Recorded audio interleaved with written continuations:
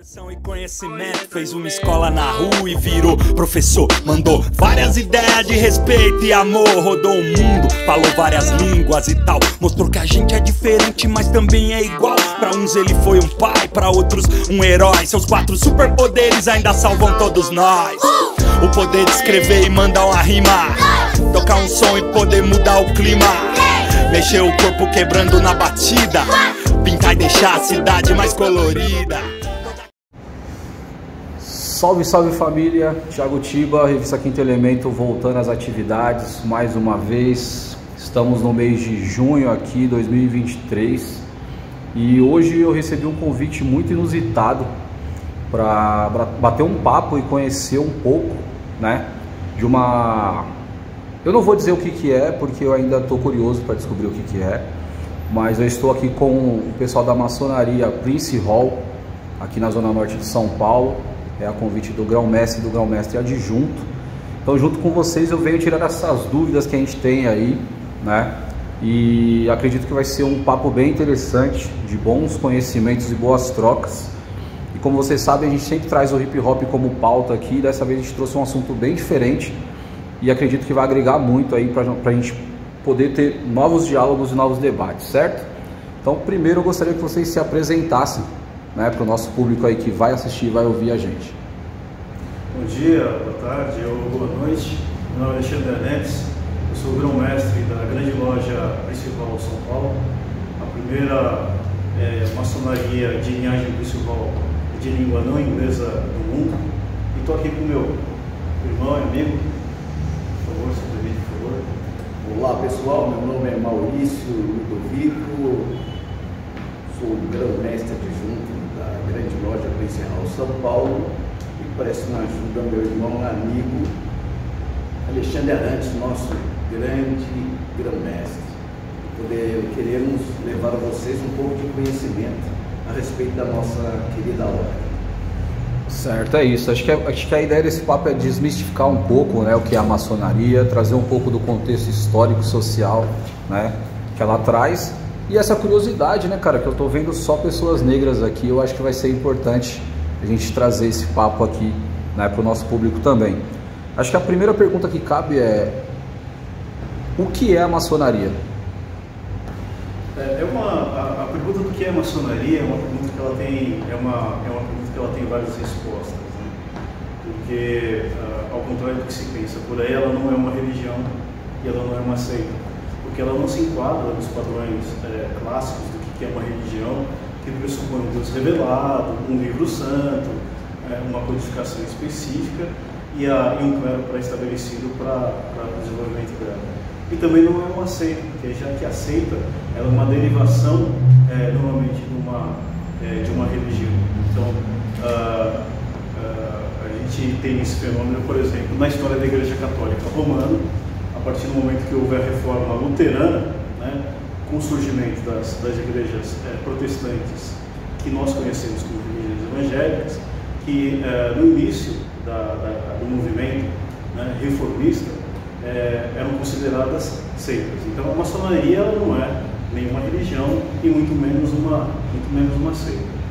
A gente pode classificar ela como uma organização filo-religiosa, que ela tem elementos de filosofia e tem elementos de religiosos, vamos chamar de abordagens metafísicas, assim como a religião tem abordagem mística e metafísica, a maçonaria também tem. E ela é basicamente um fenômeno da Inglaterra e dos Estados Unidos, que a gente pode chamar de fenômeno anglo-saxônico. Então, ela surge na Europa, né, e, efetivamente ela se consolida a partir de 1717 em Londres, com o surgimento da conhecida como a Grande Loja Unida da Inglaterra, que é considerada a grande loja mãe de toda a maçonaria no mundo. Quando eu falo grande loja, acho que é importante dizer que basicamente uma grande loja é como se fosse uma federação. Então existem várias associações, né, pequenas associações que a gente chama de loja, essa é a linguagem maçônica, e essas lojas elas são federadas numa organização central e a partir daí ela é chamada como, ela é considerada uma grande loja. Então, existem as lojas, existem as grandes lojas, que é a federação, né, o poder central para normatizar a linguagem administrativa, a linguagem da codificação, da transmissão do ensinamento maçônico. Então, é um fenômeno basicamente inglês e americano, anglo-saxônico, e ao contrário também do que se imagina por aí, não é nenhuma sociedade que cultua o demônio, tá? Muitos lugares, né? Muitos lugares, até pela simbologia que se usa, né, a galera confunde, né? Ou não, na verdade a falta de conhecimento leva a isso também, muitas vezes, né? Só complementando Sim? o que o Alexandre falou, um dos fatores primordial para que o candidato, ou como nós chamamos, profano, adentro da nossa ordem, é ter uma religião. Não importa qual seja, porque a religião é o norte do ser humano dentro da sua caminhada terrena. Então aqui nós temos evangélicos, nós temos espíritas, praticantes de todas as religiões de matriz africana. Eu sou praticante de uma religião. O Alexandre é muçulmano. Então, aqui é um capital, é um encontro de pessoas com esse fundamento. Todos têm uma crença, porque ela dá um direcionamento. E isso torna-se o nosso ambiente equilitário. Não falamos de religião, mas todos nós temos o conhecimento do que seja para dentro de si trazer aquela paz que é tão necessária ao nosso meio. Confesso que com 5 minutos aí de conversa eu já me surpreendi, porque eu não fazia ideia de que existia essa abertura, né, para que as pessoas pudessem professar sua fé em sua religião e ao mesmo tempo participar, né, dessa ordem maçônica, né, digamos assim. Se eu errar as falas, pode me corrigir, tá? Não, porque eu estou aprendendo agora também. A gente também. Mas a gente sempre está aprendendo, né, cara? A gente sempre está aprendendo, mas é muito interessante. E aí, após o surgimento, né, dessa grande loja, o que eu pude observar em alguns estudos é que existem vários segmentos ou divisões, né? Não sei como vocês colocam isso. Vocês poderiam dizer mais ou menos? A gente pode chamar de linhagens. Linhagens. Certo. Porque existe uma origem organizada da maçonaria na Inglaterra. Então você tem uma maçonaria com estilo inglês, você tem uma maçonaria quando ela vai para o continente europeu do estilo francês ou do estilo alemão, você tem uma maçonaria a partir do momento que é feita a migração de colonos da Inglaterra para os Estados Unidos. Aí você tem o surgimento de uma maçonaria americana, você tem uma maçonaria brasileira, você tem uma maçonaria portuguesa, cada uma com o seu tom. Mas a gente pode dizer, de uma forma mais ampla, que os dois grandes rumos que acabaram influenciando a maçonaria no mundo foi a maçonaria inglesa e a maçonaria anglo-americana. Então, essas foram acabando influenciando a maçonaria no mundo todo. Então, aqui no Brasil você tem fragmentos de uma maçonaria inglesa, tem fragmentos de maçonaria francesa. A gente está falando tanto na ritualística, porque a maçonaria, a reunião, ela é codificada através de rituais. Então, assim, para exemplificar, assim como, por exemplo, na Igreja Católica Romana, você tem o rito, né, que a Igreja executa no momento da missa. A maçonaria, quando ela é reunida em loja, né, ou seja, nessa pequena associação, ela tem o rito que ela segue para dar andamento à reunião. E há, nos Estados Unidos, um fenômeno único, que é a maçonaria americana e a maçonaria afro-americana. E quando a gente trata de maçonaria afro-americana, a gente chama de maçonaria principal, que é a linhagem que nós aqui seguimos na grande loja Principal São Paulo. Certo. Aí dentro dessas linhagens, como vocês disseram, surge ou nasce, né, essa maçonaria Prince Hall, que seria a maçonaria afro-americana. E ela surge dentro dos Estados Unidos ou ela veio também de fora para dentro?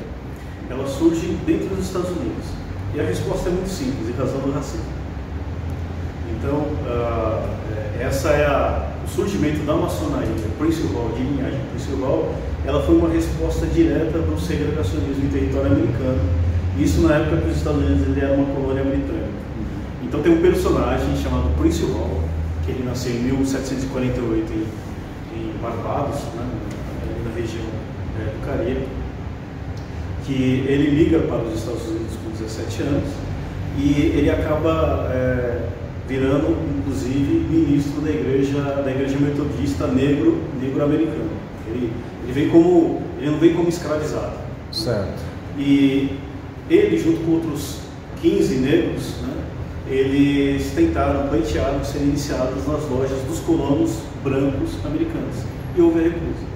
E aí, finalmente, em 1785, uma loja composta por irlandeses permitiu que eles fossem iniciados. Ele, mais 14, que a gente chama de loja militar, que a gente pode falar um pouco depois, porque é uma especificidade da maçonaria, particularmente da maçonaria americana. Certo. Então, esse personagem, chamado Prince Hall, junto com outros 14, foi dada a permissão para que eles fossem efetivamente iniciados. E é curioso, porque eles foram iniciados por irlandeses. Os irlandeses naquela época, e hoje um pouco menos, mas naquela época, eles eram considerados os crioulos da Europa. Sim.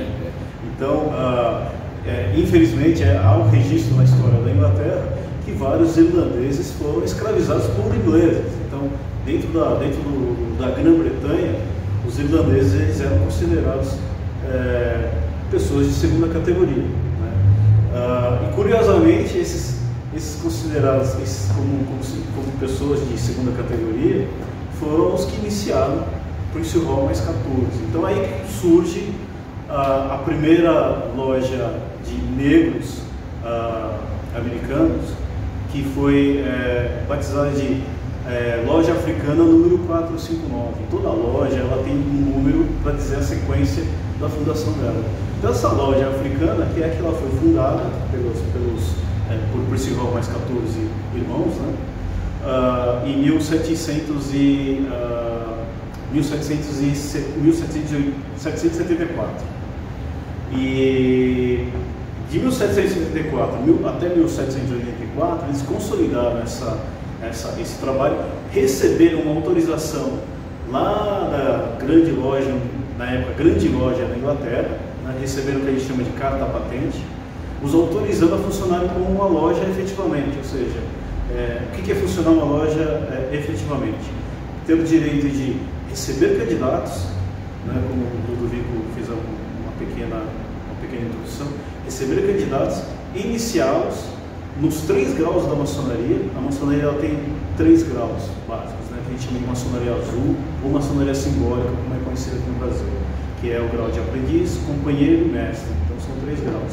Então essa loja africana número 459, ela recebeu da Inglaterra uma autorização com poderes plenos para que ela pudesse administrar esses 3 graus e sendo nomeado como o primeiro venerável mestre da loja, ou seja, o primeiro presidente da loja, o Prince Hall.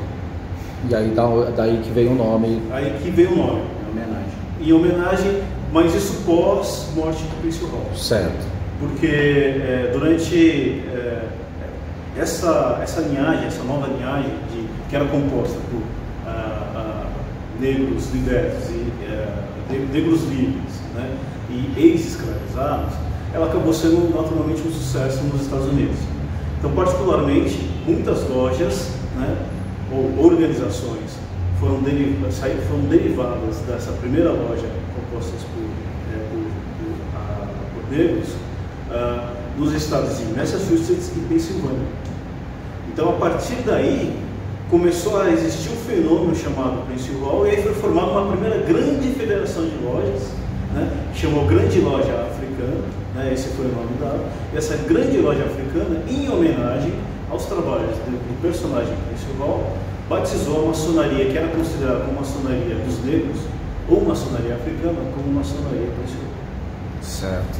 E né, a gente que estuda um pouco sobre, principalmente os direitos civis norte-americanos, a gente vê diversos personagens que fizeram parte dessa luta, né, contra a segregação racial. E essa maçonaria Prince Hall, ela teve participação ativa nessas lutas, porque eu sinceramente não conhecia e nunca ouvi falar, né, talvez até por falta de contato mesmo, mas teve essa participação também, né, como teve o Marty, como teve o Malcolm, como teve todos esses movimentos negros norte-americanos. Prince Hall, né, essa linhagem também teve participação nessas lutas? Talvez eu seja até um pouco, eu peço desculpas, um pouco longo na resposta. Fique à vontade. É importante a gente colocar o contexto do personagem Prince Hall para poder entender aonde chegamos, né, a uma maçonaria Prince Hall, principalmente na década de 60, na década de 50, 60, onde intensificou a luta pelos direitos civis. O personagem Prince Hall, ele sempre acreditou naquilo que é o embrião dos direitos civis, né? Um dos fragmentos dos direitos civis que nós conhecemos nos Estados Unidos e que também a gente conhece no Brasil. Então ele acreditava, por exemplo, que era necessário para o progresso do homem negro a educação. E ele lutou muito com as autoridades locais na região de Boston para que os negros, né, as crianças negras, tivessem direito à educação. E a resposta foi negativa, óbvio. Então o que esse personagem Prince Hall fez? Ele criou escolas para negros. Que sensacional. Ele começou a criar um movimento dentro das lojas maçônicas, né, de linhagem Prince Hall, de maneira a promover a criação de escolas para dar direito à educação às crianças. E ele lutava e ele escrevia muito bem, frontalmente contra a escravização. E primeiro pela própria Constituição americana, que fala, né, que principalmente na Declaração de Independência, né, dos Estados Unidos, que todo homem nasce com seus direitos iguais. Olha, um escravizado, ele é um homem, então por que ele não tem direito igual? Então ele tinha vários escritos combatendo, né, e criticando a diferença entre aquilo que estava escrito, né, e aquilo que de fato e é um fenômeno interessante também, porque junto com a maçonaria Prince Hall houve um aumento das igrejas negras. Então é muito comum, isso hoje em dia, na época surgiu desse jeito, isso hoje em dia é dessa maneira, a relação entre a igreja evangélica, né, negra americana, é muito conectada com a maçonaria Prince Hall. Então é muito comum nas cerimônias, em algumas sessões, né, que a gente chama, que são cerimônias específicas e públicas, você ter uma cerimônia numa loja maçônica e na sequência você ter uma cerimônia dentro de uma igreja evangélica, ou uma igreja protestante, como queira dar, né, para celebrar aquele momento com um sermão específico dado pelo pastor. Então assim, a maçonaria Prince Hall, desde o início, já no século XVIII e início do século XIX, ela já nasce com um propósito que ela muda um pouco a visão da maçonaria, vamos chamar de maçonaria clássica, que é onde você tem, dentro da maçonaria clássica, uma discussão sobre as questões ligadas principalmente no século XVIII, início do século XIX, uma maçonaria que falava muito sobre o direito do homem, sobre a sociedade. Ela discutia muito mais a relação com a democracia. Então, na época, a Europa ela era toda composta por monarquias absolutistas, etc. e tal. E dentro das lojas maçônicas na Europa, existia muito dessa discussão sobre a liberdade política. Só que a maçonaria Prince Hall, ela combina não só esse discurso, ela traz para dentro das suas lojas, né, dentro dos seus filiados, dos seus irmãos, uma discussão nova, uma maçonaria de identificação. Porque a maçonaria clássica, ela se identifica por sinais secretos, né? Isso tem mesmo, isso não é lindo. Sinais secretos, palavras-chave, que um maçom pode se identificar um ou outro, dependendo do ambiente, de forma muito discreta. Prince Hall e a maçonaria Prince Hall, a maçonaria que ele deixou, o legado que ele deixou, ele traz uma outra coisa, uma identificação, uma maçonaria de ancestralidade. É uma maçonaria que ela é muito ligada à sua relação de etnicidade. Uma maçonaria que ela bebe de fontes não só da origem da maçonaria na Europa, mas ela questiona o seguinte: por que vocês pegam a maçonaria, e a maçonaria a maçonaria clássica, ela fala muito da relação de pedreiros, né? Da arte de construção, e essa arte de construção se transformar em elementos de ensinamento para a vida do dia a dia do maçom. O Prince Hall fala o seguinte: por que vocês veem isso daí na Europa, na Idade Medieval? Mas só que é o seguinte, tem um cara no Egito que já construía, tinha um cara no Egito que já tinha uma sociedade secreta para construir as coisas, tinha um cara na Etiópia que já fazia isso daí. Então assim, isso que vocês falam que é novo, para o negro africano isso não é novo, porque ele trouxe da África nos navios negreiros essa ancestralidade, essa relação de confraria. Eu gosto muito de usar uma palavra que é chamada malungo, né? Que é o companheiro de travessia. Então, o malungo, né, que vem com bunda, ele significa companheiro de travessia, que era o barqueiro, né? E isso acabou se convertendo, na verdade, em símbolo um símbolo de confraria. Então, essa maçonaria já nasce dessa maneira. Então, assim, foi natural que ela assumisse o protagonismo na luta pelos direitos civis, porque a elite norte-americana, intelectual, afro-americana, intelectual e econômica, ela pertencia à maçonaria. Então havia os reconhecimentos de vários maçons. Então tem vários líderes pela luta pelos direitos civis, como o próprio pastor Jesse Jackson, que é maçom, que são de maçonaria Prince Hall e assumiram o protagonismo, porque a maçonaria, no seu conceito total, isso é inegociável, isso é inegociável. A maçonaria a maçonaria fala sobre a igualdade de todos.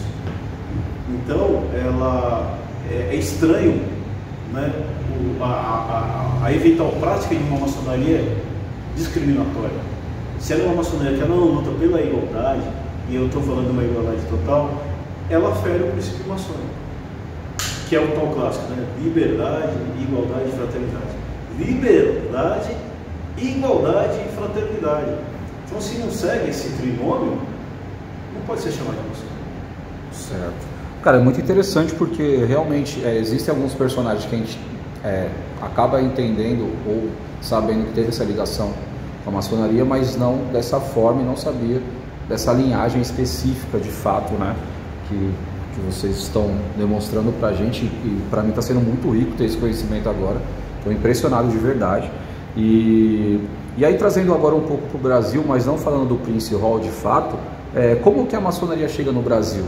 Em qual momento, né, se dá? Porque a gente teve, né, em algum momento da nossa história aí, escravidão, a questão de trazer os europeus para trabalhar aqui no Brasil, né, os japoneses, né, os asiáticos e tudo mais, para que se prosperasse no Brasil. E aí foi nesse momento que a maçonaria chegou? Ela chegou antes, depois? Nós temos a história da maçonaria brasileira completas no ano passado 200 anos. Né? E a grande federação maçônica no Brasil, que ela é majoritária em termos numéricos, chama Grande Oriente do Brasil. Nós, em algum momento, fomos oriundos desse Grande Oriente do Brasil aqui em São Paulo. E ela surge, assim, há um problema de registro, óbvio, né? Sim. A gente está falando de 200 anos, há um problema de registro, mas ela veio para o Brasil basicamente por imigrantes portugueses, né? E muito influenciada também por uma certa cultura francesa, e depois apimentada por ingleses, comerciantes ingleses que viviam no Brasil. Aí, com o tempo, né, a gente tem uma certa... aí é a minha interpretação, tá? Sim. Eu não sou um historiador, eu sou um maçom dedicado, mas não sou um historiador e ainda mais um historiador de maçonaria. Mas para mim existe uma certa evidência que a disputa na época, no século XIX, né, e início do século XX, entre Inglaterra e França, acaba influenciando também o desenvolvimento da maçonaria local. E curiosamente, em 200 anos, aqui o Maurício que ele pode me corrigir, em 200 anos de história de maçonaria do Grande Oriente do Brasil, só houve um grão-mestre mesmo. Caraca! Em 200 anos de história.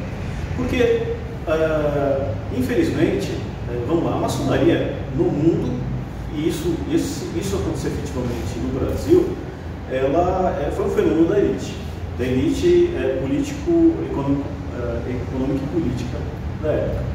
Hoje já não é tanto, né, porque a população é maior, existem outros meios de associação, etc. e tal, né, mas a maçonaria no passado ela tinha muito dessa característica. Não é que existiam movimentos organizados dentro da maçonaria para determinar, também a lei, tá? Sim. A maçonaria se organiza para tomar o poder, Illuminati! Exatamente. Não, isso Nova ordem mundial. Nova ordem mundial. Olho que tudo vê. Não, cara, isso é lenda. Tá? A coisa mais. A realidade é mais triste. Infelizmente, a realidade do dia a dia é um pouco mais triste. Né? Eu acho que eu não dominei ninguém. Nenhum, né? Não, é complicado. É uma das características nossas aqui da Princerral, essa tranquilidade. Não, isso é maravilhoso. É uma maçonaria de alegria. Isso é maravilhoso. Porque isso é do nosso povo, né? Sim, então. Isso é do nosso povo. Então, assim, como é um fenômeno da elite, sempre foi composta por brancos. Ponto. Né? Então, assim, existiram, né, na história maçons negros importantes como Luiz Gama, né, que leva o nome de uma das nossas lojas principais. Nós temos 3 lojas principais, e uma delas é João Cândido, a qual ele pertence, chamado Luiz Gama. Mas sempre foi a presença do negro muito hoje é um pouco mais, mas no passado evidentemente era inexistente. Sim. Então, assim, essa questão do negro dentro da maçonaria, ela ganha um certo protagonismo, que eu vou chamar de algo muito temporário, quando intensificou a discussão sobre a abolição da escravatura. Porque muitos maçons aderiram à causa abolicionista. Então, você tem registros, né, em atas de várias lojas que recolhiam recursos para comprar cartas de alforria. Então, assim, houve uma certa comoção em determinados setores da maçonaria brasileira à época, no sentido de acelerar o processo abolicionista, porque é uma coisa imoral, ponto. Né? Isso é inegociável. Era para resolver um problema econômico, né, do ouro negro, sim, que de fato na prática era uma questão imoral. Acabada a abolição da escravatura, a questão do negro dentro da maçonaria ela deixou de existir. Ponto.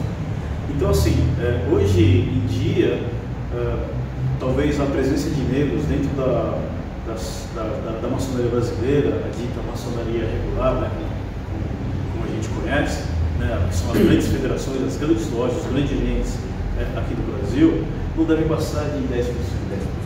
Não deve passar de 10%.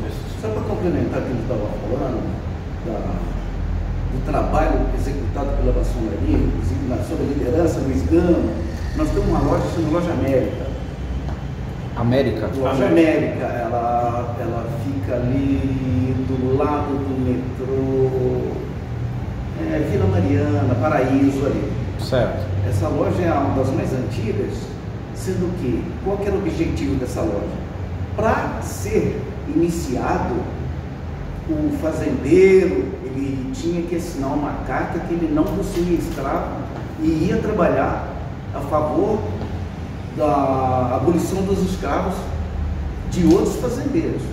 E essa loja, dentro desse trabalho que era feito, assim que terminava as reuniões, desciam os familiares maçons, maçom médico, enfermeira, todo aquele composto, aquele conjunto, eles desciam para Santos, no Morro do Jabaquara, que é um quilombo.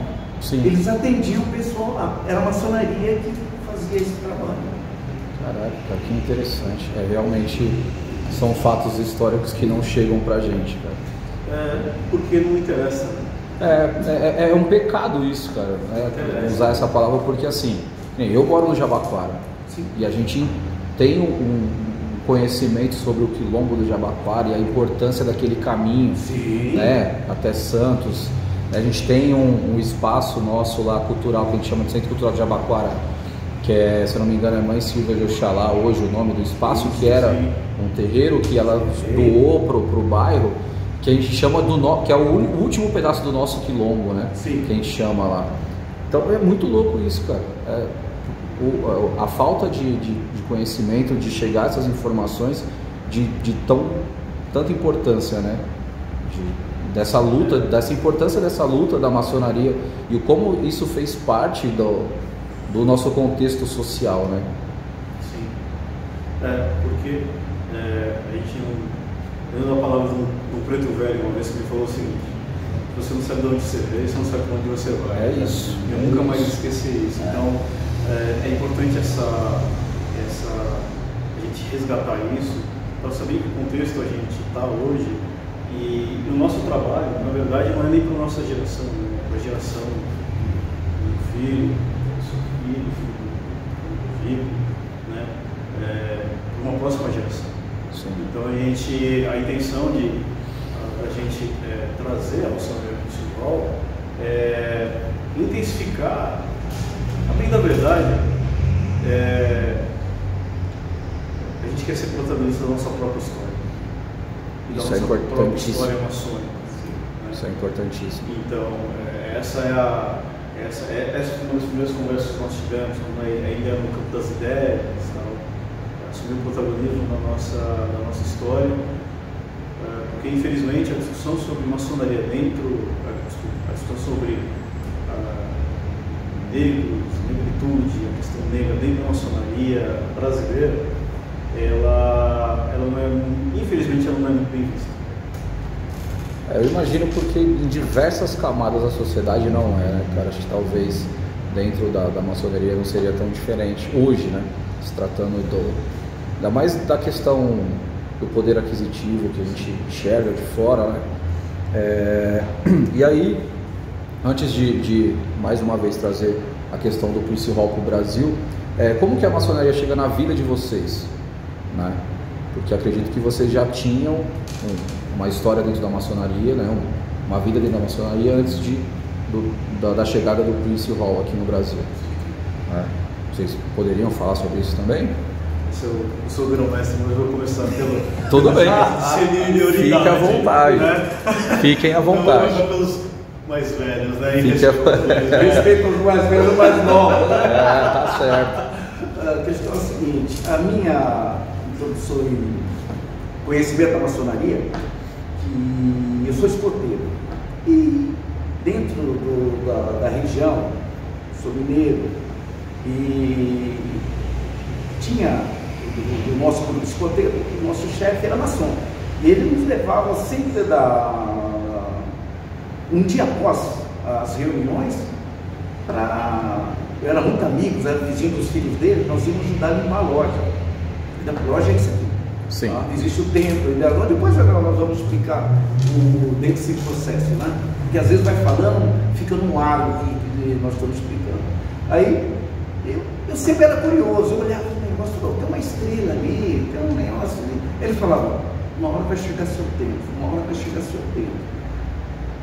E aquilo foi passando e eu tinha uma vontade muito grande, porque todas as pessoas importantes da cidade, do prefeito ao juiz, todos eram maçons. Eu via aquele pessoal lá, bem sucedido. Então, dentro de uma criação que nós recebemos dos nossos pais, dos nossos antepassados, o que ocorria? Antigamente, os nossos pais, avós, eles trabalhavam com determinada pessoa.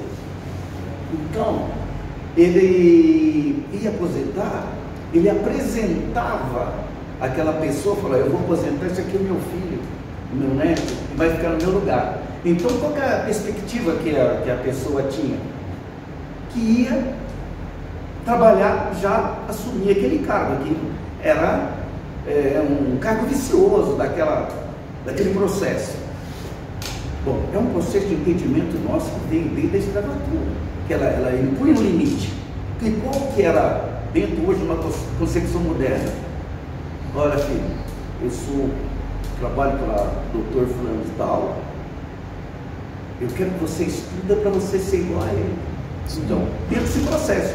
E passou o tempo, eu fui para a FAB, depois fui fazer faculdade, e aí comecei, a minha vida se transformou, né?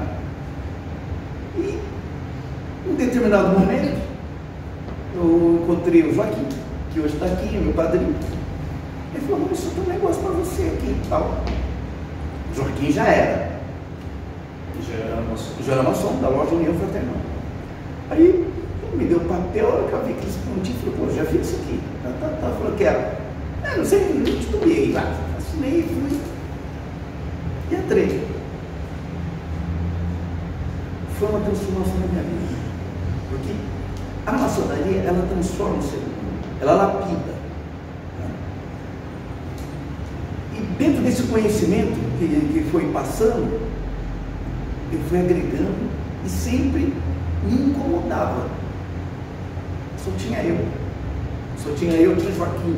Depois o Joaquim afastou, só ficou eu.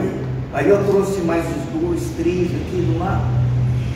Mas não que eu sofresse discriminação dentro da loja, mas faltava algo assim. Não se sentia inserido, né? Algo negrão, algo. Faltava um irmão ali para entender o motivo, né? Aquele processo. E dentro dessa, nós, resumindo, passou os anos, nós fomos crescendo aqui dentro do processo de galgar graus, caminhos aqui e tal, até o 33, nós chegamos lá. E por diversas vezes encontrava o Alexandre em reunião tal, estava sempre nós dois, ou nós 3 e tal. Aí teve um dia nós estávamos conversando, né? Eu estava viajando, nós estávamos conversando a respeito de fundar a Real Arco, né? Real Arco é uma maçonaria, tem vários graus, né? E aí um dos graus, né? Como se fosse a faculdade. Sim. Um deles chama Real Arco. E aí a gente estava falando, vamos fundar um Real Arco de Negrão? Aí acabou nossa parte. Saí praticamente certo que nós íamos fundar o Real Arco de Negrão. Daqui a pouco, passou o tempo e ele me ligou, não vai ser Real Arco de Negrão. Eu falei, como não? Nós vamos fundar uma grande loja. Eu falei, tá.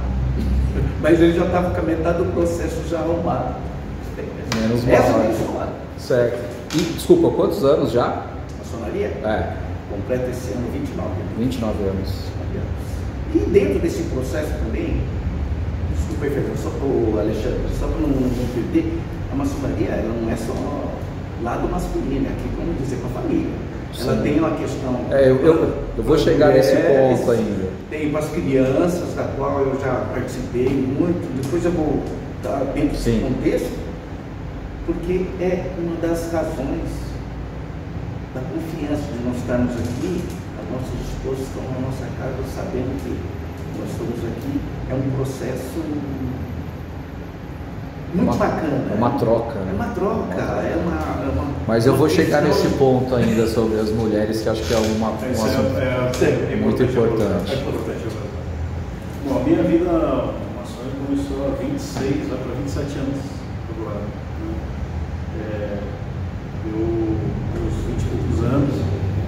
na verdade, a minha família, principalmente a família do meu pai, da minha mãe também, mas a gente sempre, nós tivemos sempre uma religiosidade dentro. E eu aprendi, né, com os meus pais essa questão da linguagem místico-religiosa. E um dia, muito pequeno, eu ouvi falar de alguém, de uma prima.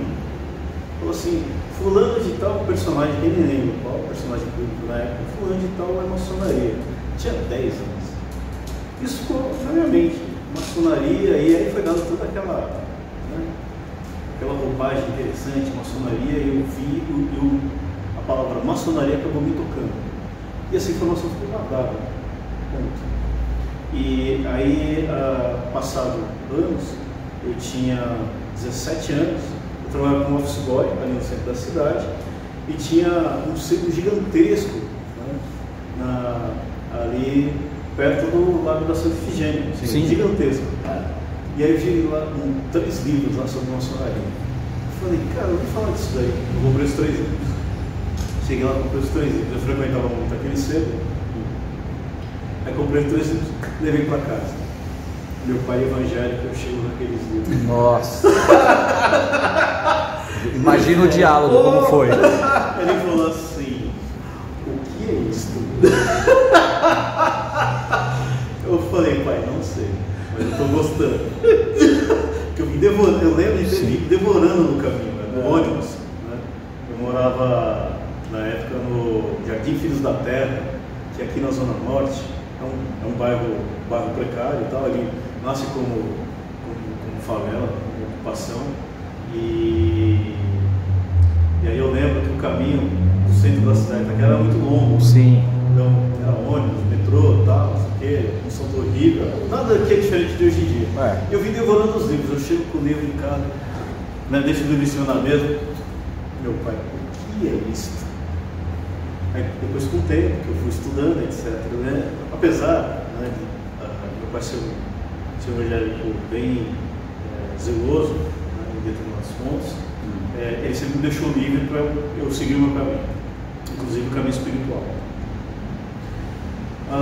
E passou anos depois, por volta dos meus 20 e poucos anos, um gerente de um banco que atendia a empresa que eu trabalhava, eu participando da reunião, aí eu vi na lapela dele o signo da maçonaria. Eu falei assim, você é da maçonaria? Ele falou assim, eu sou. Aí na hora ele falou assim, você quer entrar? Eu falei, quero. Né? Só estava esperando a oportunidade. Só estava esperando a oportunidade, nem sabia o que era. E foi um dos momentos mais lindos da minha vida. Como o Maurício disse, minha vida, hoje ela não tem mais significado se deixa a maçonaria da minha vida. Porque isso não é fazendo propaganda, não é nada disso, né? Propaganda no sentido de captar gente, não é nada disso. Sim. Mas eu só posso falar aquilo que é bom para mim, né? E eu posso falar aquilo que não é bom para mim no sentido de evitar. Mas se eu gosto, se é bom para mim, eu gosto do que eu falo. E as referências que eu tenho hoje de ser maçom são referências de pessoas muito sérias. É uma referência de pessoas que o maçom ele não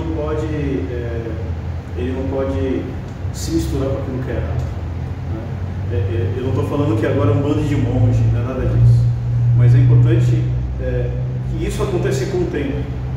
A gente fala que o maçom busca a perfeição do homem. Então, assim, a religião busca a perfeição do homem, independente de qual seja a religião. Mas talvez a grande diferença da maçonaria é que você busca essa perfeição livre de dogma, livre do castigo, livre da ação e reação, livre de você estar fora do caminho do orixá e você ter consequência, porque é uma relação de consciência, o exercício da consciência, porque a despeito de ser uma organização composta de homens, é óbvio, quando você tem homem, você tem a relação com você tem os egos, né, para você administrar, você tem vontades para administrar, você tem interesses para administrar. A despeito disso, o conceito de existência de maçonaria, que na maçonaria é em estado de ser, né? Então, assim, se você é um cara, se é do candomblé, se ele vive o estado de candomblessista, ele sabe o que é o verdadeiro candomblessista.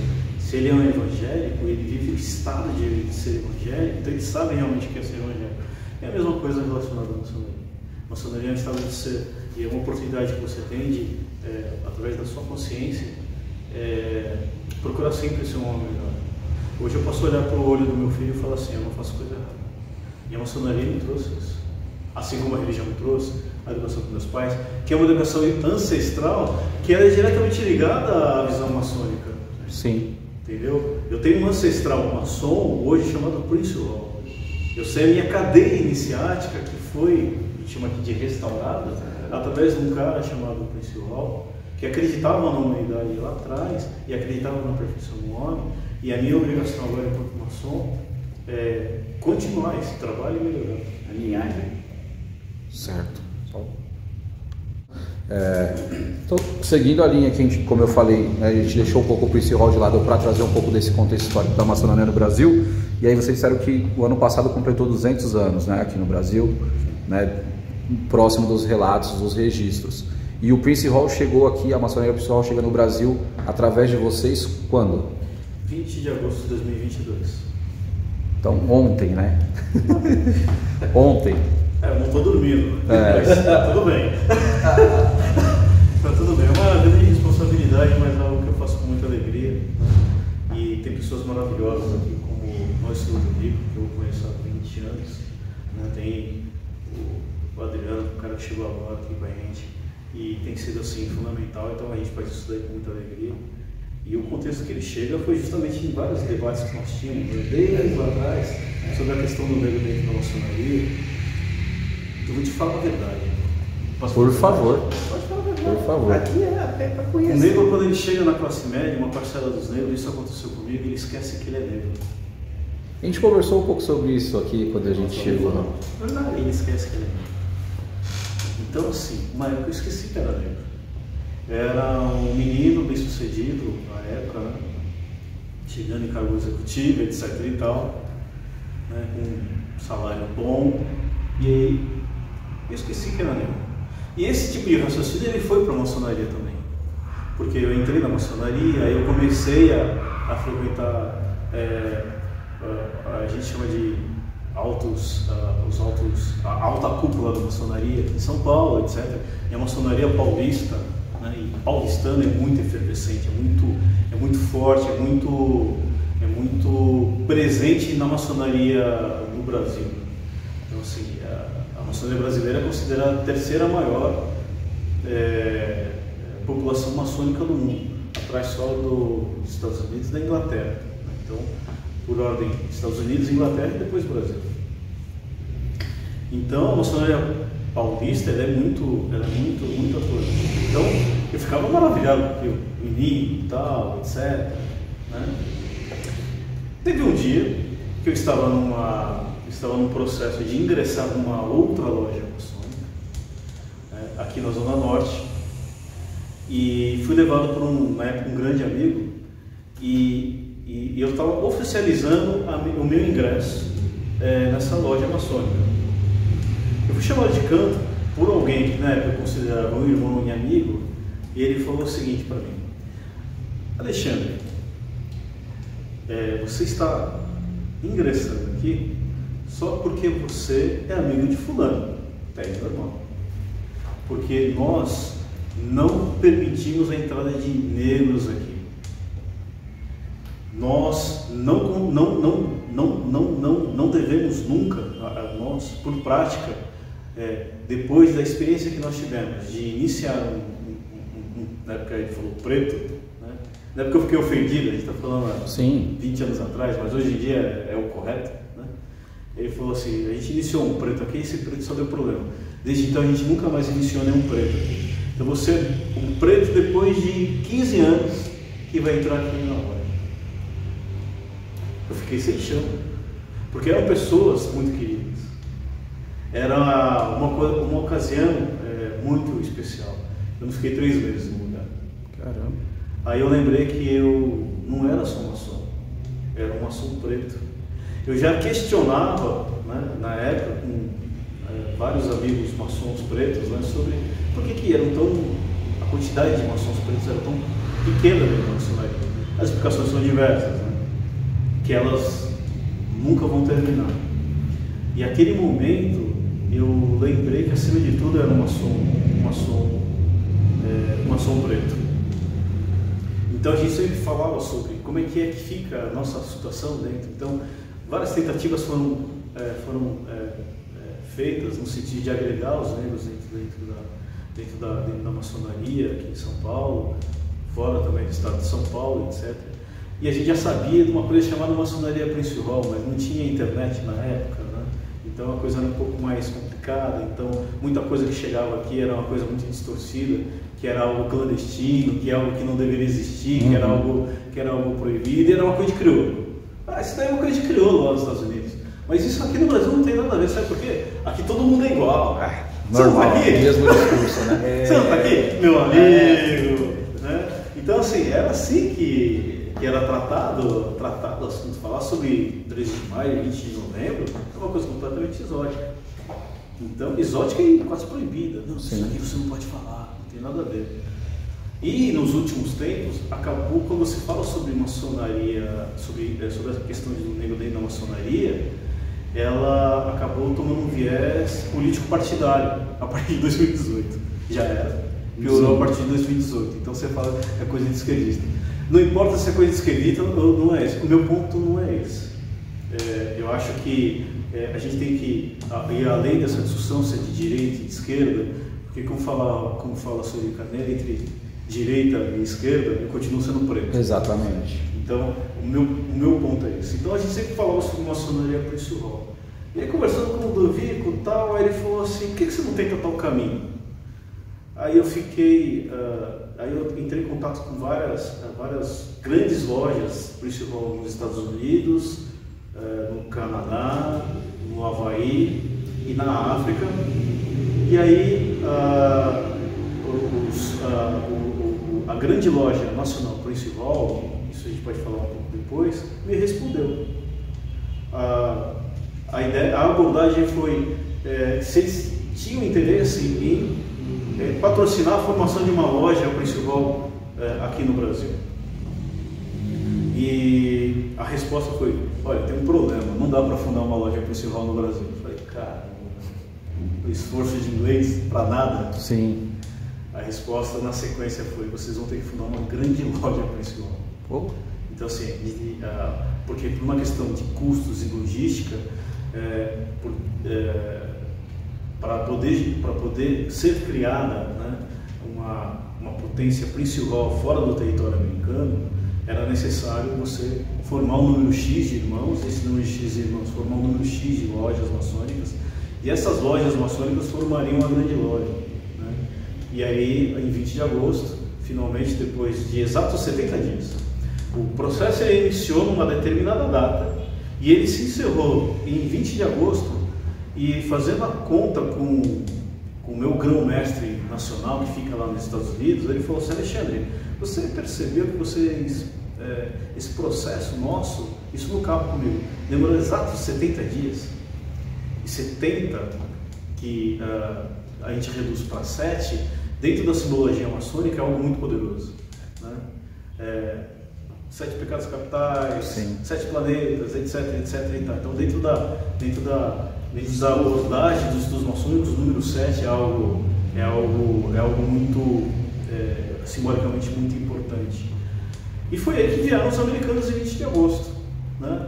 Um processo que houve uma identificação imediata com os americanos. A partir daí nós recebemos uma autorização para fundar as lojas.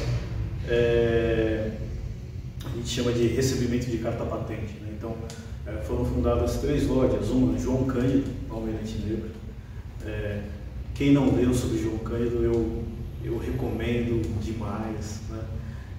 A leitura da história de João Cândido, que é um personagem fundamental para a história da luta contra o racismo no Brasil, né? graças a João Cândido, uma geração de marinheiros não sofreram os tratamentos que a pós-escravatura, né, os marinheiros sofriam. Lembrando que todos eram ex-escravizados, né, principalmente os de patente mais baixa na Marinha Brasileira. Então, a primeira loja foi a João Cândido, a segunda loja, né, a primeira loja recebeu o nome de João Cândido, a segunda loja foi batizada de Benedito Santos, que é um saudoso irmão negro nosso, que lutava muito pela questão do negro dentro da maçonaria, né? E ele foi muito perseguido, né, dentro da maçonaria por ele ter ele era muito mais agudo nessa questão. Ele era combativo, muito combativo. Nós, nessa época, dentro das divisões da maçonaria, eu fui deputado. Nós temos os 3 poderes da maçonaria, determinado rito, determinado sistema maçônico.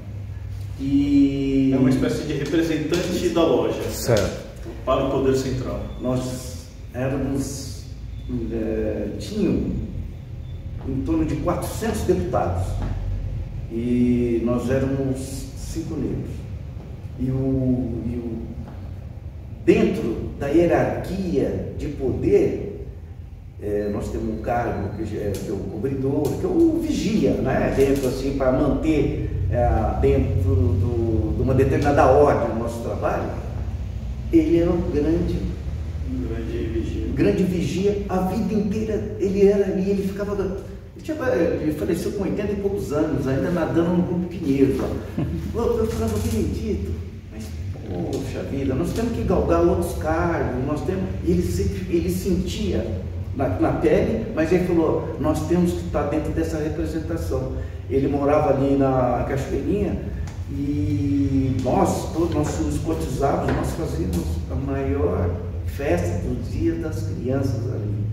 Era uma fila quilométrica, nós dávamos brinquedo, uniforme, tudo para as crianças. Então é um nome assim que ele deveria estar representado nessa, porque era um sonho também dele.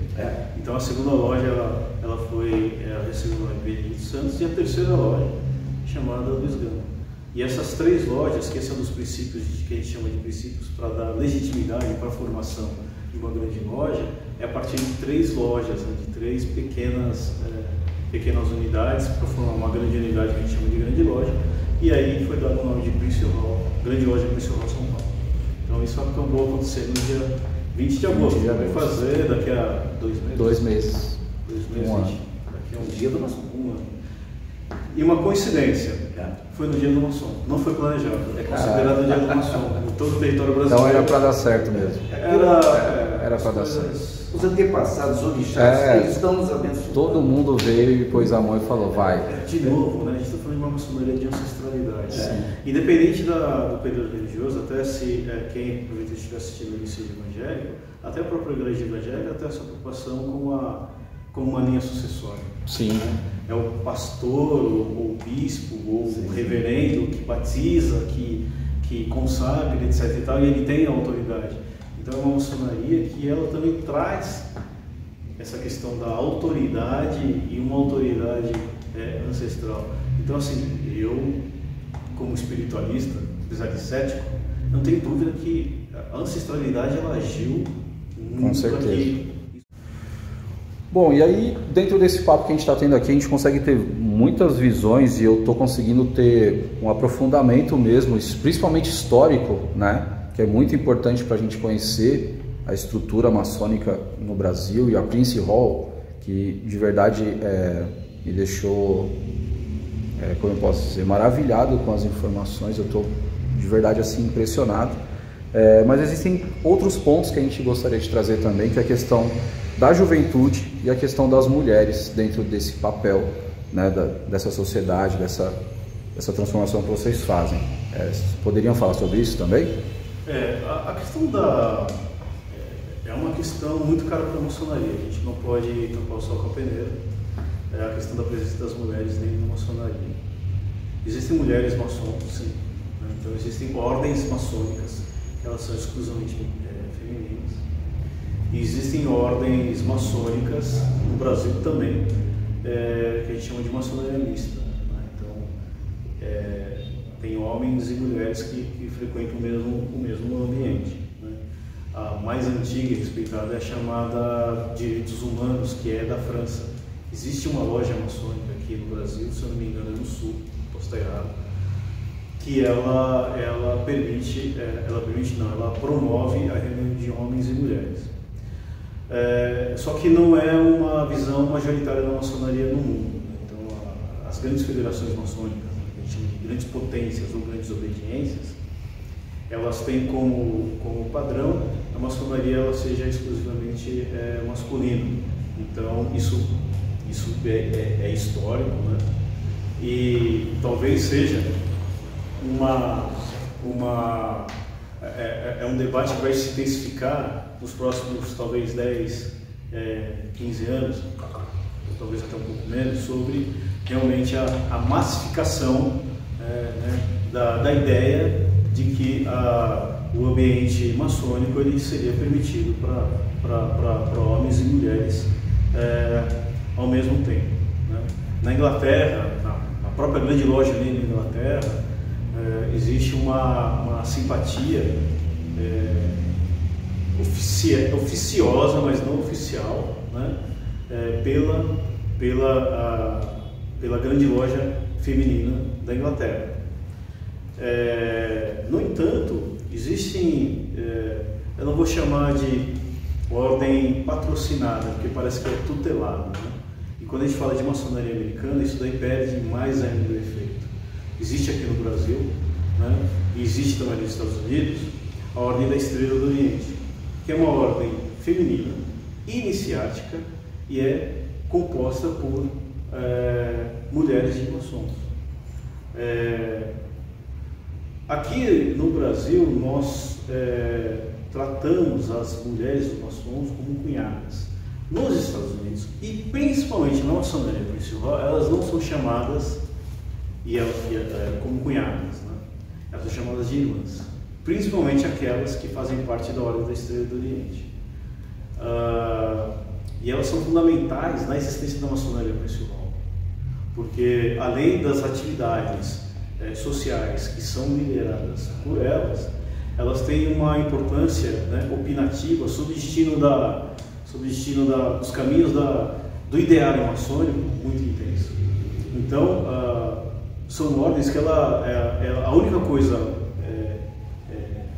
vamos chamar, emprestada ou apoiada pela maçonaria, lá, principalmente maçonaria principal, é poder usar um outro ambiente maçônico nas reuniões específicas delas. Mas de resto, a mulherada lá, a negrada lá, cara, pau corre. Elas mandam mais do que os homens. Então, a gente quer trazer, né, existe dentro da nossa grande loja nacional, lá nos Estados Unidos, essa Ordem da Estrela do Oriente. A gente quer trazer para cá, agora não tem como, porque a gente está num trabalho de um ano de consolidar o trabalho aqui da Grande Loja Principal São Paulo, e a intenção é trazer isso e usar como referência, né, a Estrela do Oriente Feminina principal, no sentido de que tem um trabalho importantíssimo que elas precisam, é necessário que elas desenvolvam aqui. É importante ressaltar, não é um ambiente que assim, né, fica lá a mulherada reunida que eu vou ficar aqui cuidando das minhas coisas, não é nada disso, né? A Estrela do Oriente, né, eu posso falar de principal, que é algo que eu mais conheço, não conheço muito brasileiro, ela tem um papel fundamental na teia socioeconômica nos Estados Unidos. Inclusive, assumindo muitas mulheres que são da Estrela do Oriente, tendo posição de protagonista na luta pelos direitos civis. Então, é um ambiente, nós como negros, a gente tem um respeito pelas mulheres, né? Deveríamos ter, porque isso a gente herdou da África. Exatamente. Um exemplo que muitos vão entender é a questão da Yami, né? A presença da Yami dentro da religião tradicional iorubá. E a força que essas mulheres têm, o poder que essas mulheres têm. intuitivamente, a Estrela do Oriente acabou herdando esse jeito de ver a sociedade, né? Então a presença delas é muito forte dentro da maçonaria pessoal. E há realmente organizações juvenis, e eu acho que o Maurício, ele, como entusiasta, você pode falar bem. Como eu narrei no início da minha o meu início do conhecimento da maçonaria através do escotismo, tá? Salientando que são ramos da maçonaria, o Lions Club, o Rotary Club, todos saíram dentro da maçonaria, que era para participação da mulher em convívio dos maçons, tá? E nós temos ordens juvenis, tanto para meninas e para meninos, de 7 a 14 um determinado processo, e de 14 até 21 outros. Qual que é o objetivo?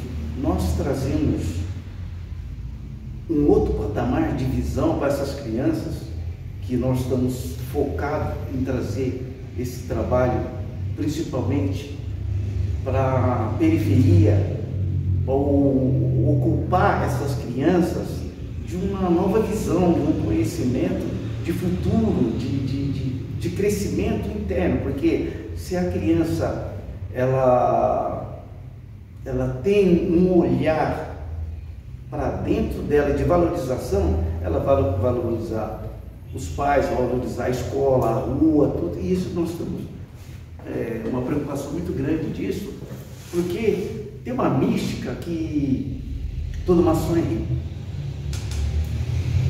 Fato. O que é o que a gente mais escuta, né? Eu não tenho cara de rico. Então sou rico. Mas tem um conhecimento vasto. Ele é rico do conhecimento. É rico de conhecimento. Tem riqueza maior? Eu acredito que não. Aí o que acontece dentro? Mas ele se torna rico a partir do momento que ele molda o seu conhecimento. Ele tem o quê? Um projeto de vida.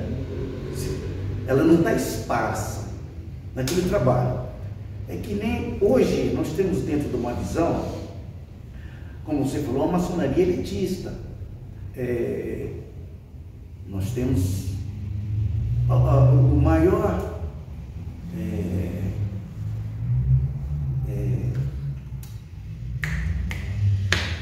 membro, um dos maiores membros que nós temos aqui em números é advogados, é a maioria. Mas nós temos médicos e outras profissões. Mas o que foi, olha, você é da minha faculdade, eu vou te levar, você foi meu médico, você me operou, vou te levar, esse critério. E sempre me chamou a atenção, porque qual o nosso objetivo?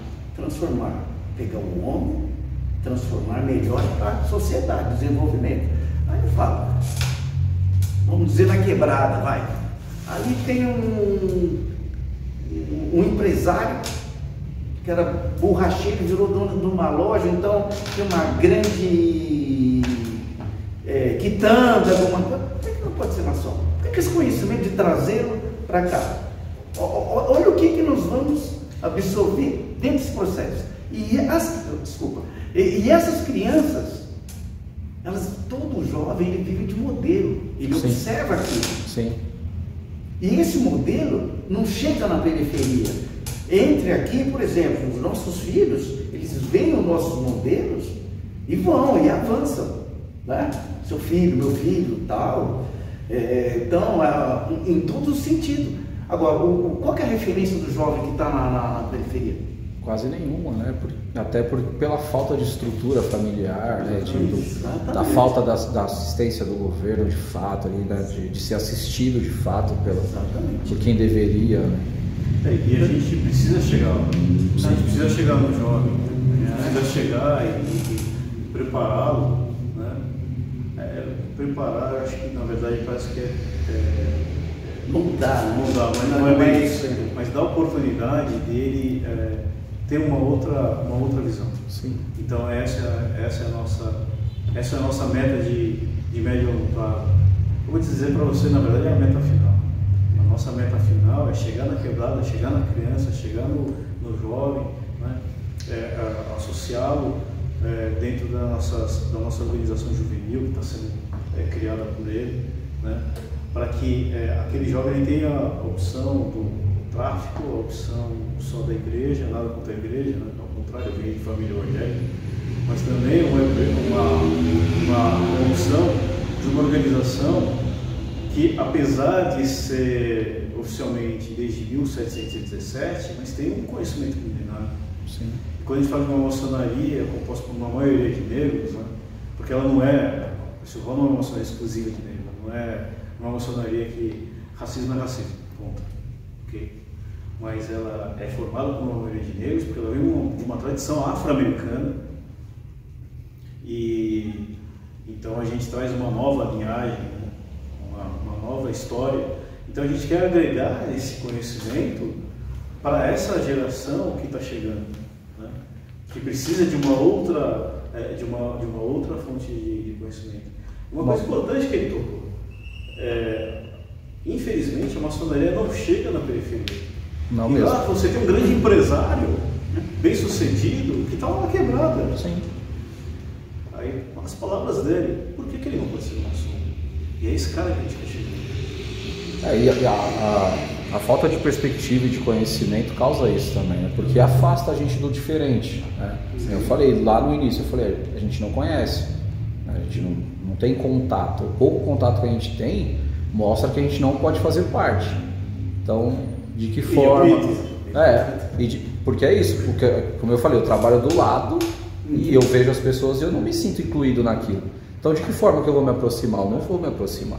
A não ser que seja uma pessoa muito insistente, mas senão não vai, né? Então, acho que o primeiro passo, o primeiro pontapé que vocês estão dando é mostrar, dessa forma que a gente está mostrando aqui, o mais transparente possível, para as pessoas se aproximarem e que vocês tenham esse desejo de se aproximar também das pessoas, né? Principalmente das pessoas da periferia. Sim. Acho que é um ponto muito importante. Porque o conceito de elite é muito amplo.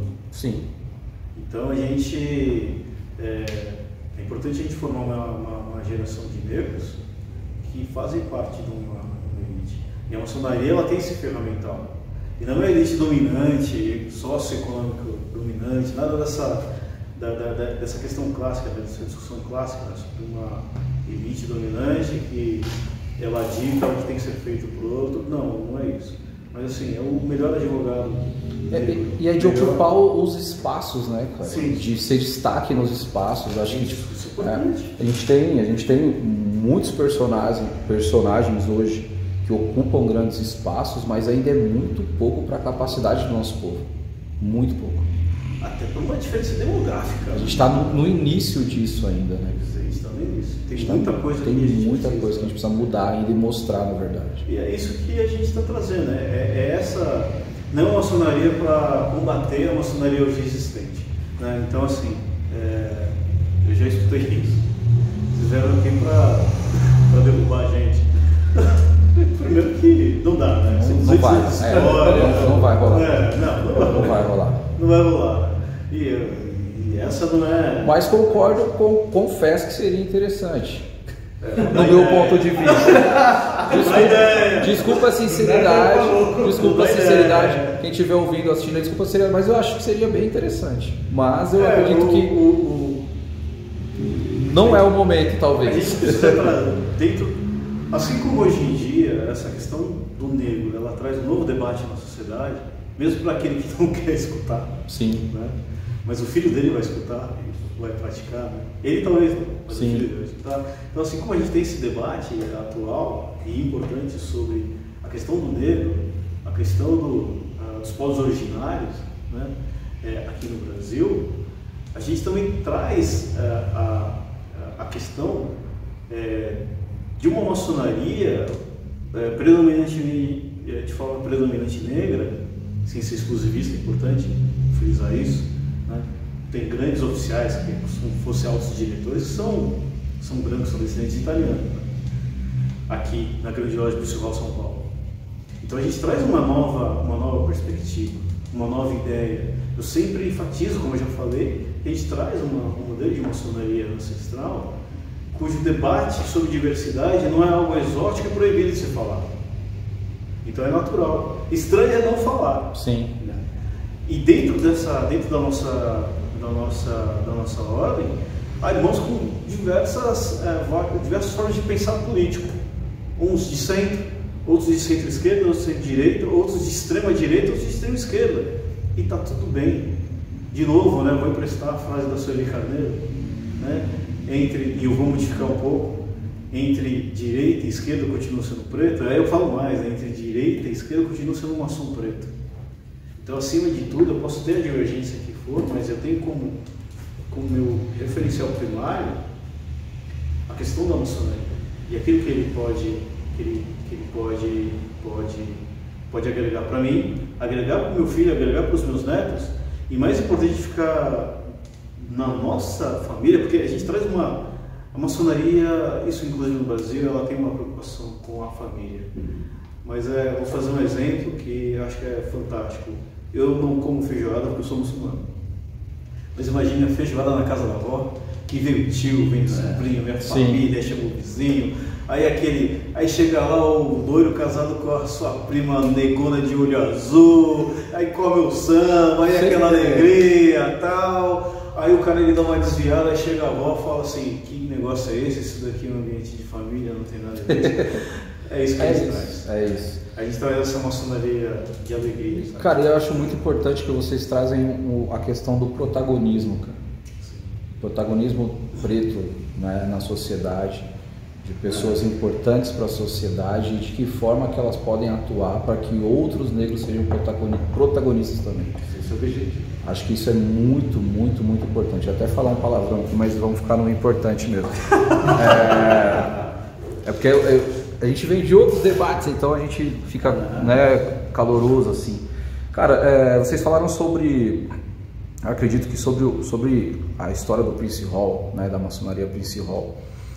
Ficou muito bem claro, pelo menos para mim, e acredito que para as pessoas que vão ouvir e assistir também. E quem tiver dúvidas, acredito que a gente vai poder trazer esse debate em outros momentos, né?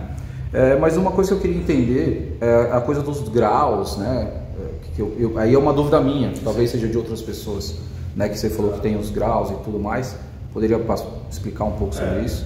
Eu vou usar exemplo como se fosse uma escola, né? Você tem os graus da escola e você vai se aperfeiçoando até chegar à universidade, e depois você faz sua pós-graduação, o seu mestrado, o seu pós-mestrado. Então, a maçonaria ela segue mais ou menos o mesmo padrão de conhecimento dentro da maçonaria. Então, assim, a maioria, né, dos maçons eles pertencem a 3 graus maçônicos, que a gente chama de loja azul, como maçonaria americana a gente chama de loja azul. Aqui no Brasil eles chamam de loja simbólica. Então é o grau de aprendiz, companheiro e mestre. Aí tem uma razão que eu acho que não cabe aqui, que é mais extensa, porque que chama aprendiz, porque chama companheiro, chama mestre. Mas pelo que o próprio nome diz, são preparatórios. Você é aprendiz, então você está aprendendo, né, detalhe, né, de como que é a vida do dia a dia, do conhecimento maçônico, como você aplica aquele conhecimento, né, de forma prática na sua vida. Aí você tem um grau que um chama de intermediário, eu pessoalmente eu não gosto de chamar, um grau intermediário, chamado companheiro, que você adquire um pouco mais conhecimento do que aquele primeiro grau, que é o de aprendiz. E aí você tem um terceiro grau, chamado grau de mestre, que você chega naquilo que a gente chama de a plenitude maçônica.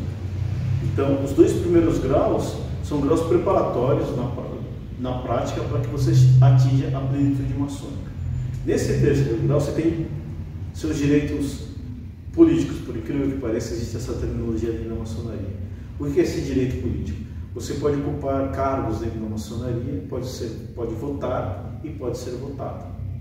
Conhecimentos que são exclusivos em cada um dos graus, eles não necessariamente são compartilhados. Então, assim, o mestre, por ele ter passado os 2 graus anteriores, então ele tem os conhecimentos dos 2 graus anteriores.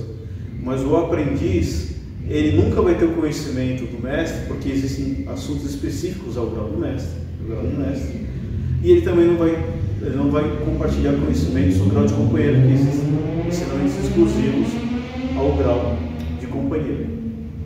Já o companheiro, óbvio, ele compartilha o conhecimento do grau de aprendiz. Então você tem esses 3 graus básicos. Uma vez atingida a plenitude maçônica, você tem a oportunidade, né, se assim desejar, de avançar no conhecimento maçônico. A maçonaria ela é definida por ritos, né? Então assim, é como eu vou de novo usar o modelo da Igreja Católica ou das próprias igrejas evangélicas. Então você tem a Igreja Católica, você tem a romana, que tem a forma de proceder à missa. Só que a Igreja Católica não significa só romana. Existe a católica ortodoxa, que existe uma outra movimentação, né, ritualística para a execução da missa. Dentro das próprias igrejas evangélicas, se alguém vai numa igreja sexta, sábado e domingo em igrejas diferentes, eles procederão de formas diferentes. Né? Então, assim, aquilo que faz, e às vezes é completamente oposta da primeira igreja que ele foi. Então, a maçonaria ela também tem isso. Ela tem uma linguagem de transmissão de conhecimento que a gente chama de rito. Então, existem ritos que a gente chama de... um dos ritos, aqui no Brasil ele é predominante, que é o rito escocês antigo e aceito, que apesar de escocês ele é de origem francesa e é predominante no Brasil. Acho que talvez uns 75, 80% das lojas maçônicas de todo o território brasileiro praticam esse rito. Esse rito ele tem 33 graus. Ele tem os 3 graus básicos, né, o aprendiz, companheiro e mestre, e tem um 4º grau em diante que vai até o grau 33. O Maurício, no rito escocês antigo e aceito, ele é grau 33. O nome é bem composto, né? Grande inspetor geral da ordem. Em tese, ele é responsável por fiscalizar a boa execução do rito, até nos primeiros graus, que é o grau de aprendiz, companheiro e mestre. Eu sou grau 32, no rito escocês antigo aceito. Existe o rito americano. Nós seguimos um rito americano, a gente chama de rito americano, que é o nome correto é rito de York, e a gente chama nós maçons Prince Hall, nossa linhagem é PHO. É importante falar, tá? Existem 2 linhagens de maçonaria Prince Hall. Vai ser pesquisado, é bom as pessoas entenderem. Sim, 2 linhagens. A primeira, aí depois eu volto à questão dos graus. Né? A primeira linhagem que surgiu, que acabou consolidando e espalhando a maçonaria Prince Hall nos Estados Unidos, ficou conhecida como PHO, Prince Hall Origin, né? Prince Hall Origin. E é um modelo federativo. Então você tem um poder central, né, que chama Grande Loja Nacional, e você tem grandes lojas associadas, federações associadas. Então você tem no Texas, você tem em Michigan, então são a elas associadas, né? E você tem em São Paulo. Então a Grande Loja Prince Hall, ela é uma afiliada da Grande Loja Nacional. Então é um poder mais concentrado. Existe um outro modelo chamado PH, Prince Hall Affiliated, Prince Hall, afiliação Prince Hall, ou Prince Hall afiliada, que ele é derivado da PHO, né? Que é derivada da nossa linhagem Prince Hall, e ele é um modelo confederativo. Então você tem nos estados grandes lojas e você não tem um poder central. Existe só uma espécie de organização centralizadora para definir normas, né?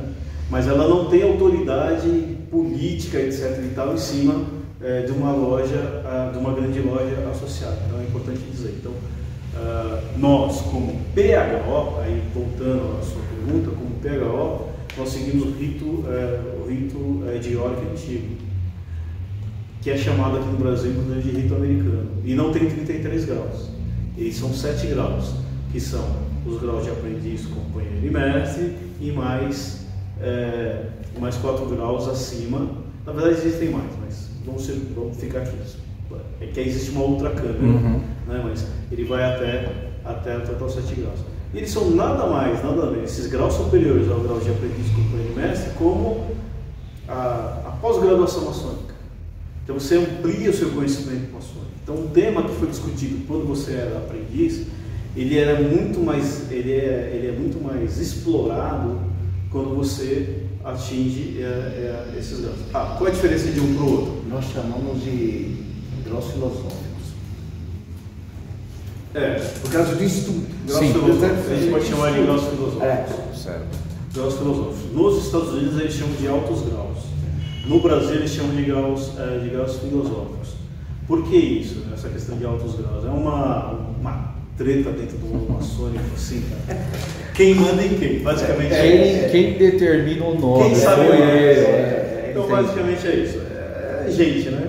Normal, juntou ser humano, três, né? Dá pau. Ser humano, tudo bem. Juntou 3 dá Sim. pau, né? Assim, basicamente isso. Mas bem interessante, cara. Acho que, como eu disse, ficou bem transparente, bem claro assim as ideias. Acho que trouxe um conhecimento bem diferenciado, de fato, assim. Eu fiquei impressionado com a história de como a participação maçônica, somente na história, nossa história, né, de luta, teve uma representatividade muito grande. Eu não fazia ideia disso. E agora eu deixo o espaço livre. Se vocês acham que tem alguma coisa que ainda é importante colocar, que é importante dizer, o espaço é de vocês, cara. Quem foi, está vivo ainda hoje, né? Graças aos orixás, que dançou os anos 70, até para aquelas produtoras fonográficas, eram de maçons americanos. Nós podemos citar inúmeros maçons famosos, Nat King Cole, Scott Pippen do basquete, Shaquille O'Neal é maçom. Eu, sinceramente, dentro do meu ser, estar hoje na maçonaria principal é um resgate que eu acho de uma dívida que eu tenho dos meus antepassados, para que eu possa ser a voz deles que foram calados. E eu tenho assim, uma representação, uma possibilidade muito grande, assim, quando eu vou para o mar, e em louvar, em agradecer, até pelo presente que me foi ofertado, os nossos antepassados familiares que não conseguiram chegar aqui e foram jogados no mar. Sim. Então, essa obrigação, hoje, com o apoio do Alexandre e dos amigos que vieram somar, eu acho que uma primazia, que aonde eles estiverem, eles estão muito contentes, porque nós vamos trazer, nós vamos mostrar para a sociedade que nós podemos, que nós vamos chegar lá, como ele falou, sem confronto, mas trazer a possibilidade que um determinado filho tem, os nossos da periferia, pode ter também, numa estrutura de sociedade, porque a sociedade em si, a pré-estabelecida, eu até vou falar uma questão jocosa, virada cultural. Pô, grandes shows no centro e tal, vai na periferia, vamos fazer um palco pro hip hop. Pô, coloca ali uma coisinha pequena, só falta colocar em cima do caminhão. E por que não toma uma estrutura maior? Porque o público é maior. Então são certas coisas que vão diferenciando, que incomoda em determinado ponto, do que as possibilidades não são, aliás, elas são as mesmas, muito embora não vamos chegar a certas condições que estão 1000 anos atrás. Atrás não, à frente, milhares de anos, né? Então essa possibilidade de nós estarmos aqui hoje, nesse trabalho, é cansativo. Tanto é que, eu vou até falar, para nós formarmos isso daqui, para trazer uma conscientização da rapaziada, do nosso povo, que é muito dividido, nós estamos mostrando isso aí, nós podemos fazer. Nós temos uma coisa que eu ensino para meus filhos, que eu achava muito bonito, o negro, quando encontrava outro negro, ele cumprimentava, fazia meninho de cabeça. Sim. Hoje, você vê um negro, você está louco, você quer cumprimentar, ele vira o rosto. Não, por quê? O que a sociedade fez na nossa identidade? Nós estamos resgatando o quê? A nossa valorização. E trazer isso para cá, dentro desse conhecimento que nós adquirimos aqui, que é muita coisa, nós queremos também que vocês, aí eu falo para quem está nos assistindo, ouvindo, venha somar, venha conhecer, estude o que nós falamos aqui, porque é sempre um dado comparativo para o bom entendimento, né?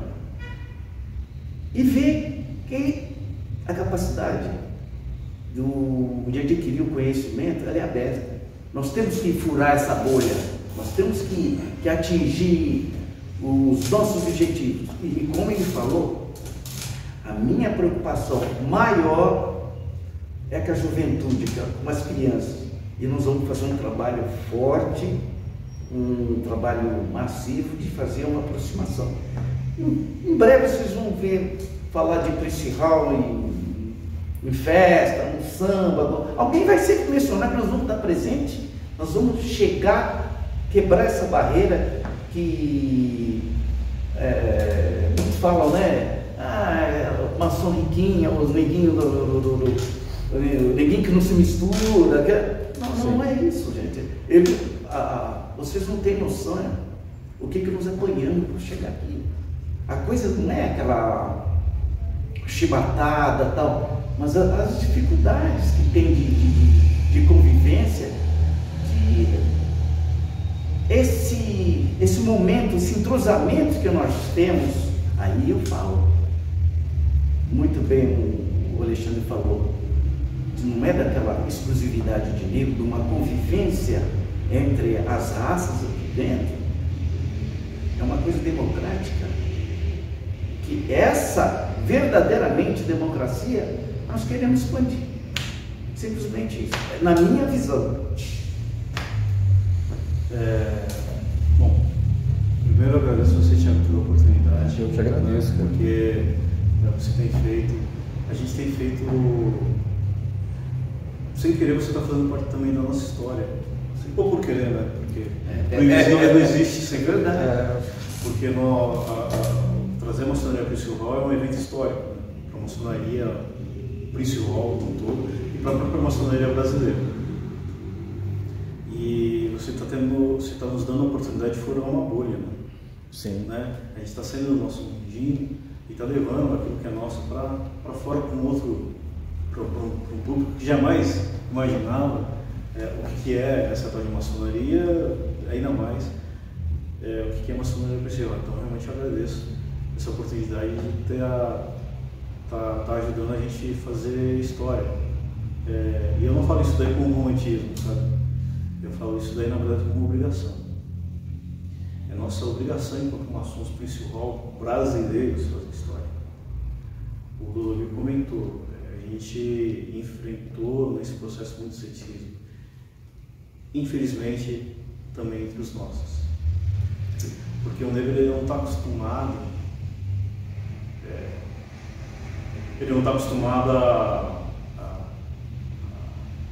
ele foi feito para não dar certo. Ele foi feito para obedecer. Ele foi feito para não acreditar.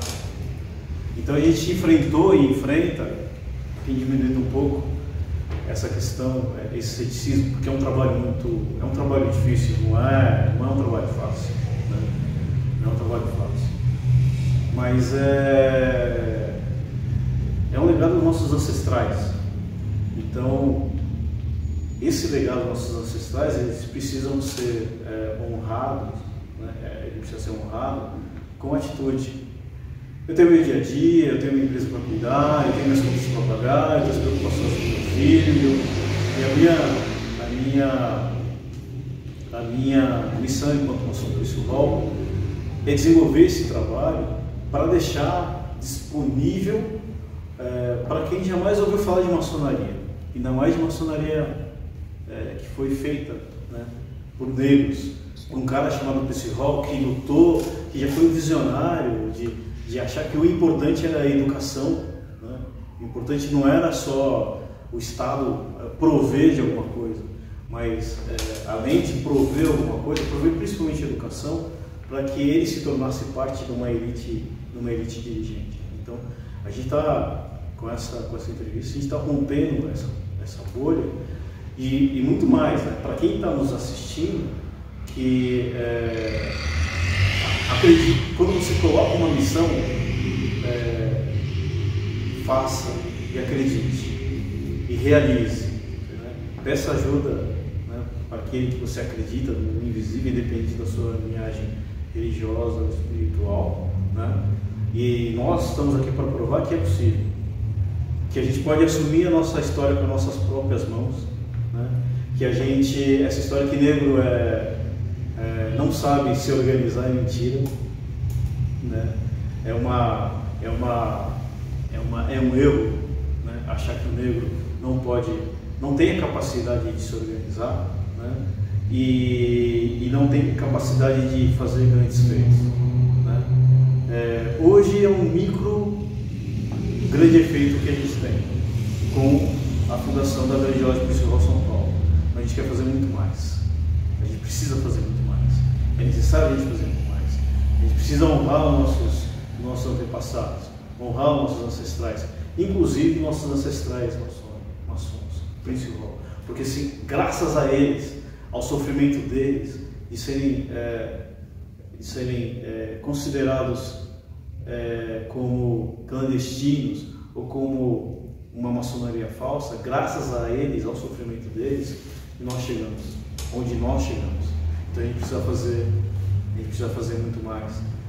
A gente não quer disputar, né, com a maçonaria hoje existente no Brasil. O que a gente quer é consolidar a história de uma maçonaria diferente. Assim como tem linhagens francesas e inglesas, por que não vai ter uma linhagem afro-americana? Afro-americana. É legítimo. E que possa conviver no harmonia. Porque eu sempre vou ser irmão com outro maçom, sim, independente da linhagem que ele siga. Então essa é a mensagem que eu queria deixar aí para vocês. É isso, família. Deixo aqui meu agradecimento pela oportunidade. O contato do Adriano, que foi muito importante e insistente aí que a gente conseguisse uma data para estar aqui com vocês. Obrigado pela troca, pelo conhecimento, foi muito importante. Acredito que a galera que acompanha Quinto Elemento vai ficar impressionada também com essa troca. É uma galera que é bem estudiosa, bem dedicada e procura conhecimento, que foi esse o propósito do nosso projeto, que era um projeto de 1 ano e esse ano já está completando 6 anos, né? Então é isso, família, obrigado, né, pela oportunidade.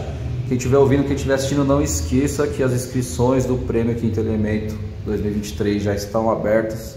Esse ano, 50 anos de hip hop, edição especial, vai ser muito interessante, vai ter categorias novas, então acompanhe nosso site lá para não perder, certo?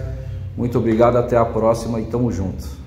Conhecimento, fez uma escola na rua e virou professor, mandou várias ideias de respeito e amor, rodou o mundo, falou várias línguas e tal, mostrou que a gente é diferente, mas também é igual. Pra uns ele foi um pai, pra outros um herói, seus 4 superpoderes ainda salvam todos nós. O poder de escrever e mandar uma rima, tocar um som e poder mudar o clima, mexer o corpo quebrando na batida, pintar e deixar a cidade mais colorida.